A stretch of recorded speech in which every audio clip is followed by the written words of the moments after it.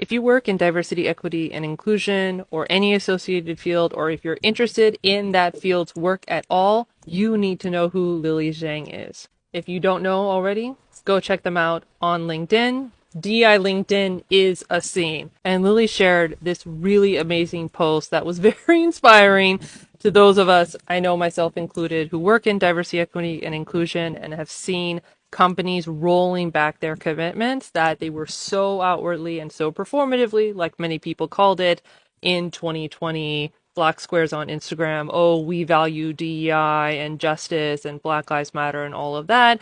We knew it wasn't going to last, and that's what we're seeing in recent times. So Lily shared this amazing post on LinkedIn earlier today. It says, "Cool your jets. The recent drop in DEI roles and evolving social climate is a correction, not a crash.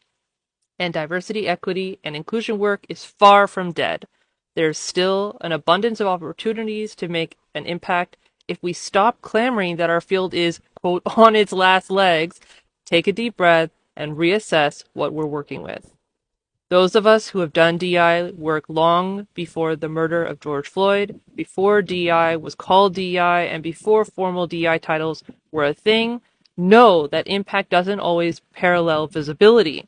There has always been a need to build community, fight discrimination, design more inclusive and accessible products, nurture healthier company cultures, and examine the social impact of our work on the world, even if none of those things are explicitly called DEI.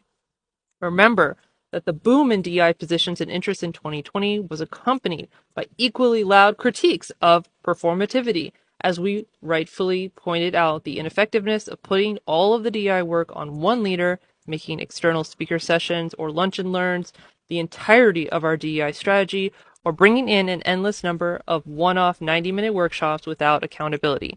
Corporations did those things anyways because they were trendy, popular, and everyone wanted to throw money at DEI.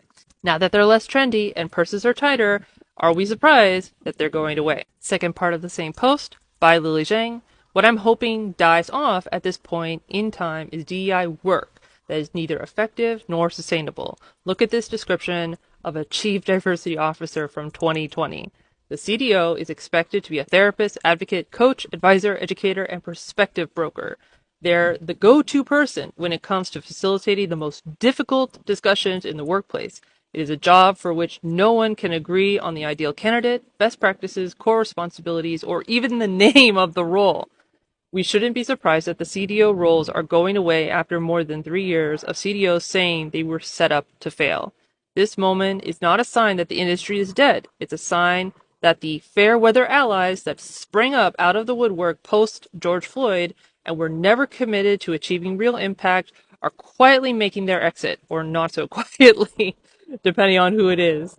Those that are left are the ones who are doing this work because they wanted to achieve diversity, equity, and inclusion as outcomes, who wanted accountability through rigor and sustainable DEI, and who were ready to resource the work with the headcount and budget it needs.